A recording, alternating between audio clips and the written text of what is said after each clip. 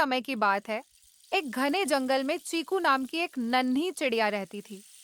चीकू बाकी चिड़ियों से बहुत छोटी थी, लेकिन उसका दिल बहुत बड़ा था।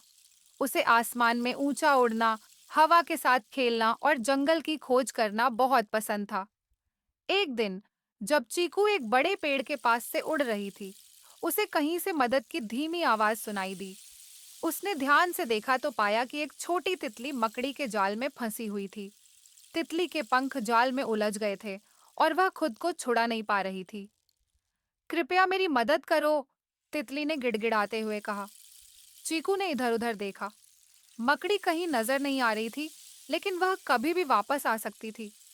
बाकी चिड़ियों ने उधर ध्यान ही नहीं दिया और उड़कर चली गईं, सोचते हुए कि ये उनकी समस्या नहीं है।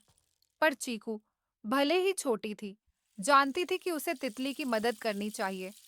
अपनी छोटी सी चोंच से चीकू ने धीरे धीरे उस चिपचिपे जाल को काटना शुरू किया, जो तितली के पंखों से चिपका हुआ था।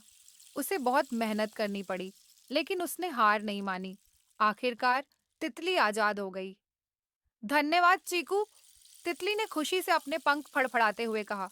तुमने मेरी जान बचा ली। जैसे ही चीकू उड़ने लगी, मकड़ी वापस आ गई। लेकिन इससे पहले कि मकड़ी कुछ कर पाती, तितली और चीकू तेजी से उड़कर दूर निकल गए और मकड़ी को निराशा हाथ लगी। उस दिन के बाद से तितली और चीकू सबसे अच्छे दोस्त बन गए।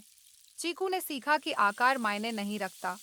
असली बहादुरी और दया दिल से आती है, और चाहे कोई कितना भी छोटा क्यों ना हो, बड़ा काम कर सकता है। कहानी से शिक्षा। सच्ची बहादुरी दिल से आती है और सबसे छोटे व्यक्ति भी बड़ा बदलाव ला सकते हैं।